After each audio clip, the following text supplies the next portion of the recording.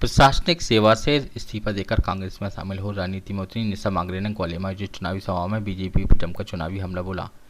निशा ने कांग्रेस के राष्ट्रीय अध्यक्ष मल्लिकार्जुन खड़गे के सामने केंद्रीय मंत्री ज्योतिरादित्य सिंधिया पर भी जमकर निशाना साधा और भाजपा के साथ महाराष्ट्र के खून भरी सवाल खड़े कर दिए। दरअसल कांग्रेस में शामिल होने के बाद पहली बार चुनावी सभा को कांग्रेस के समर्थन में संबोधित कर रही निशा मांगरे ने अपने संबोधन में प्रदेश भाजपा सरकार पर एक के बाद एक गंभीर आरोप लगाए। केंद्रीय मंत्री सिंधिया रियासत के महाराज ज्योतिरादित्य सिंधिया के खिलाफ भी मंच से सीधा निशाना साधा।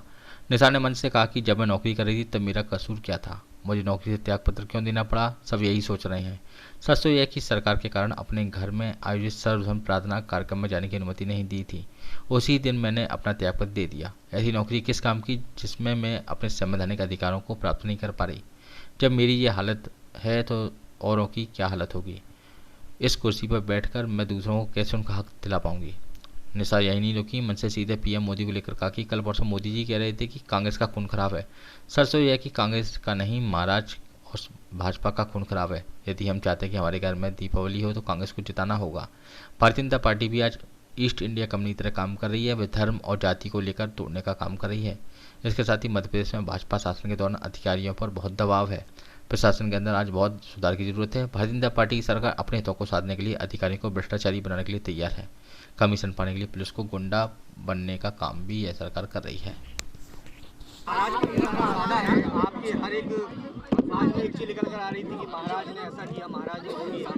अंचल में आके टारगेट करना क्या? बिल्कुल, देखिए मेरा बचपन बुंदेलखंड में बीता है। बुंदेलखंड की एक अलग वीरता और शूरता की कहानी आप सभी जानते हैं। यहाँ ये शूरवीरों की धरती है। यहाँ पे स्वतंत्रता संग्राम सेनानियों ने बलिदान दिया है और मैं यहाँ आई ही इसलिए हूँ कि जिस प्रकार से लक्ष्मीबाई झलकारी बाई ने इस देश के लिए अपनी आज़ादी, अपने प्राणों की आहुति दी है, उनके खून से ये धरती सींची गई है। उस समय भी महाराज के परिवार ने रोका था कि अंग्रेज़ों के साथ मिल करके कि यहाँ स्वतंत्रता ना मिले, ईस्ट इंडिया कंपनी। तो मैं कहती हूँ, तो मैं तो कह रही हूँ कि भारतीय जनता पार्टी भी ईस्ट इंडिया कंपनी की तरह ही काम कर रही है। फूट डालो और राज करो, तोड़ो और राज करो। भारत देश को तोड़ो, जातियों में, धर्मों में, और उस पर राज करो। और उन्हीं का साथ आज महाराज दे रहे हैं। इसीलिए मैंने कहा था कि शिवराज जी ने महाराज जी से गुपचुप कर ली साठगांठ है और इसीलिए इनकी हर दिन दिवाली मनाई जा रही है। इनकी आपने खून तक की बात कही है कि इनका खून जो है वो कांग्रेस का खराब नहीं है, खून महाराज का खराब है, खून बीजेपी का खराब है, बीजेपी के बड़े लीडर्स का खराब है। कल परसों में आपने सुना होगा मोदी जी ने कहा था कि कांग्रेस का तो खून ही खराब है।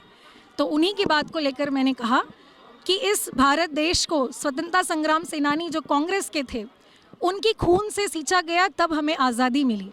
तब बीजेपी और आरएसएस के लोग कहाँ थे, तब महाराज के परिवार कहाँ था।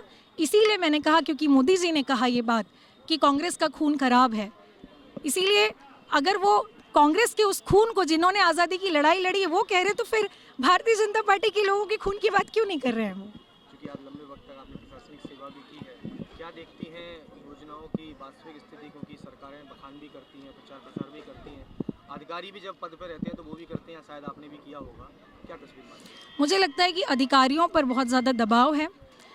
और आप अभी पिछले दिनों आपने देखा विकास यात्रा चलाई गई थी, मैं भी उसमें शामिल थी। बहुत सुधार की ज़रूरत है प्रशासन के अंदर भी। और भारतीय जनता पार्टी की सरकार अपने हितों को साधने के लिए जो है वो अधिकारियों को भ्रष्टाचारी बनाने को तैयार है, कमीशन के लिए तैयार है, वो अपने पुलिस को गुंडागर्दी करवाने के लिए तैयार है, जो कि मेरे साथ हुआ। मेरे साथ यही हुआ, अधिकारियों ने भ्रष्टाचार या फिर दबाव में आकर के जो है मेरे इस्तीफे पर न्यायपूर्वक और नियमों के अनुसार काम नहीं किया। पुलिस के गुंडों को भेजकर मेरे कपड़े फाड़े, धमकी दी गई कि आपको जान से मार दिया जाएगा, डंपर से कुचल दिया जाएगा, गोली चलवा दी जाएगी। तो ये प्रशासन और शासन ने जो किया, आप साफ साफ देख सकते हैं कि किस तरीके से अधिकारी दबाव में अपनी नौकरी कर रहे हैं। आज डर नहीं है आपको राजनीति में आने के बाद कि ये सारी जो आपके ऊपर लगाए गए धमकियां मिली, आपके साथ घटनाक्रम हुआ, वो तो हमेशा ही चलता रहेगा।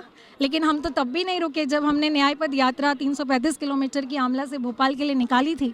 हम शिवराज जी के गाँव भी गए थे, जैत, जहाँ उनका जन्म हुआ है, उनका स्वयं का गांव। आप वहाँ की स्थिति देखेंगे तो दंग रह जाएंगे।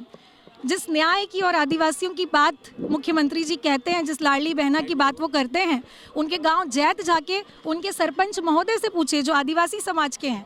वो कहते हैं कि मैं तो नाम मात्र का सरपंच हूँ, चलाते तो दबंग यहाँ के लोग हैं।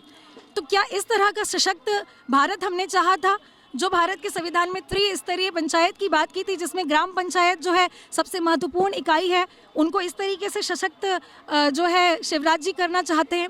बड़ी शर्म की बात है कि जिस मंशा के साथ भारतीय संविधान की स्थापना की गई थी, लागू किया गया था, अभी हम उससे कोसों दूर है। और ये जब जब भाजपा की सरकार आएगी तब तक संविधान को खतरा होता है, और ये चाहते हैं कि ये अपने सत्ता के लालच में और पैसे के लालच में किसी भी हद तक गुजर जाए।